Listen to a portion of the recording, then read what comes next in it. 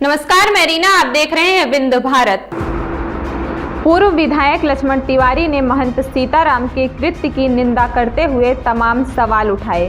पूर्व विधायक का कहना था, इस मामले की निष्पक्ष जांच होनी चाहिए। सबसे बड़ा सवाल कमरा कैसे अलॉट हुआ, इस बात की जांच होनी चाहिए। बहुत सारी बातें निकलकर बाहर आ जाएंगी। पूर्व विधायक ने प्रेस कॉन्फ्रेंस में और क्या कुछ कहा, आइए आपको सुनाते हैं।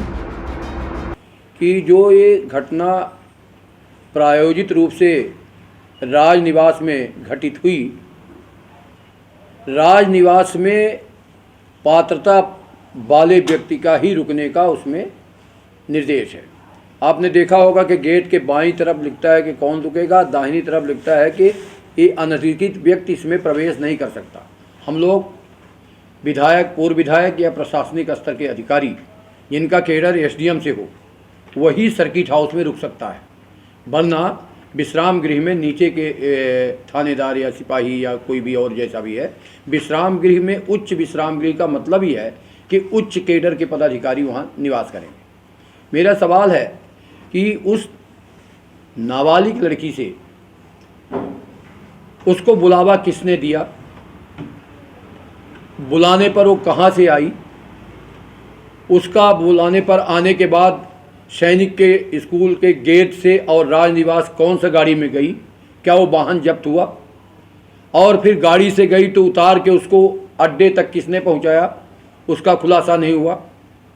और इतना ही नहीं, मेरा जो मानना है इसमें यह है कि क्या इसके पहले, बड़े स्पष्ट शब्दों में कह रहा हूँ, उस बिटिया के साथ कभी कोई और घटना घटित हुई, या जिसने उसको बुलाया उससे क्या, उसके क्या संबंध है, पारिवारिक संबंध क्या है, राजनीतिक संबंध क्या है, मैत्री भाव का संबंध क्या है।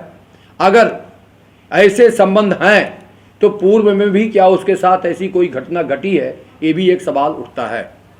और घटना घटित और रचित जब दोनों चीज़ें हुई हैं तो इसमें वही तथाकथित संत है, संत की डिग्री क्या हो, शंकराचार्य है या पीठाधीश्वर है या उसका कुछ अलग से कोई आइडेंटिटी है।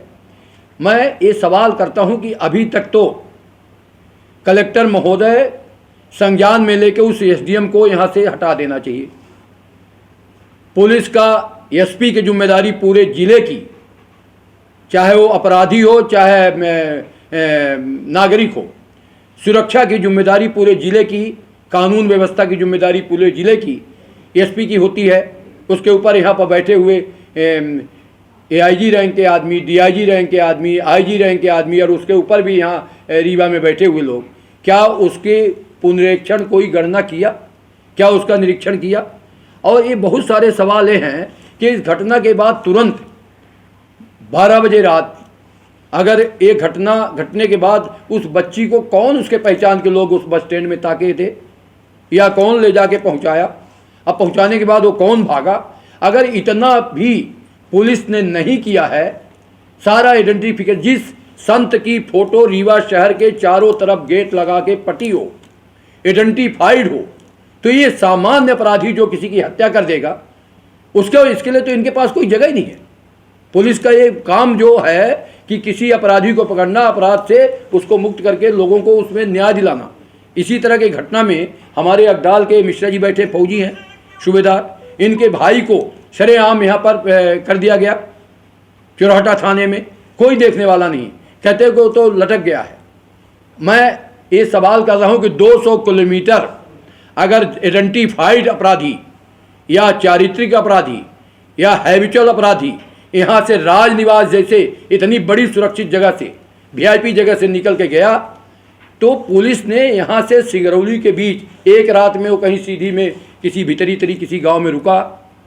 इसके बाद भी 200 किलोमीटर के बाद अगर इतनी देर में उसको धरपकड़ हुई तो क्या राय मशवरा के साथ हुई?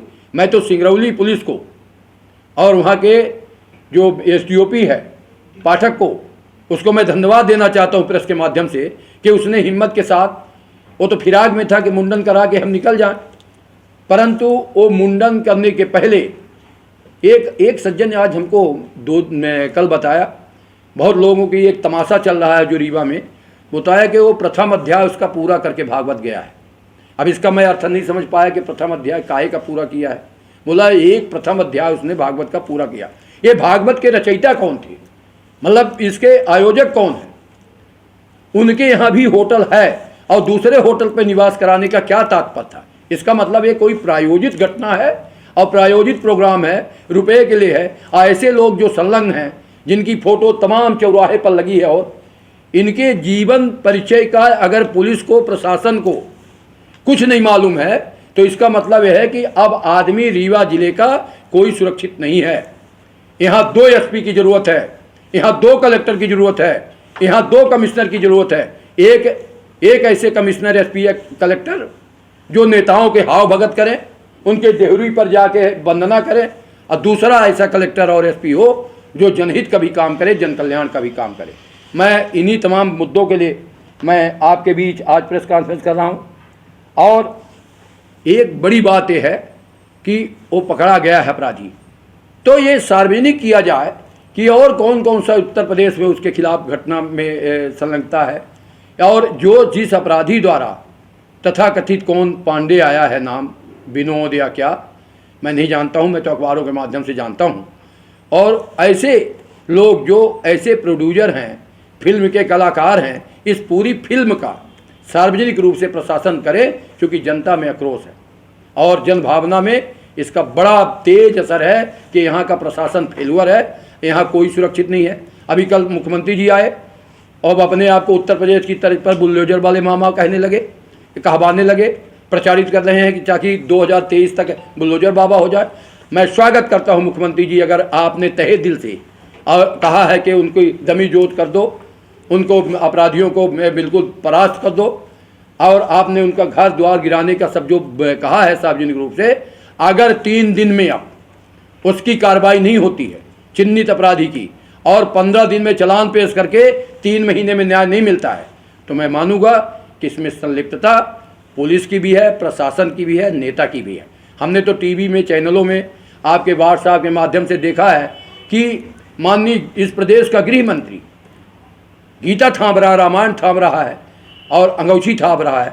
इस प्रदेश का विधानसभा का अध्यक्ष जो विधायकों का मालिक है, जो कानून को तमाम रखवा रहा है, उनको भी बंधन, चरण बंधन हो रहे हैं चारों तरफ से। एसपी का तो वर्दी पहन के, मैं तो होता मुख्यमंत्री तो वर्दी उतरवा देता, 1 मिनट ना लगता।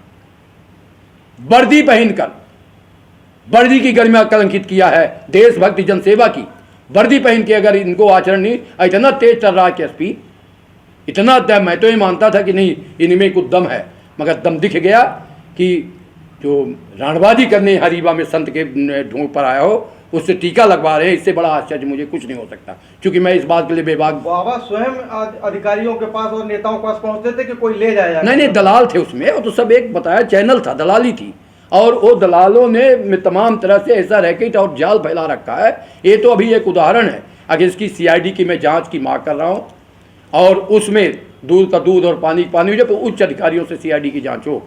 मेरी मांग है 3-4 तरह के कि इसका तो 15 दिन के भीतर चालान हो, सीआईडी की जांच हो, कानून व्यवस्था के लिए, नियंत्रण के लिए एक कोई यहाँ पर अलग से व्यवस्था बने।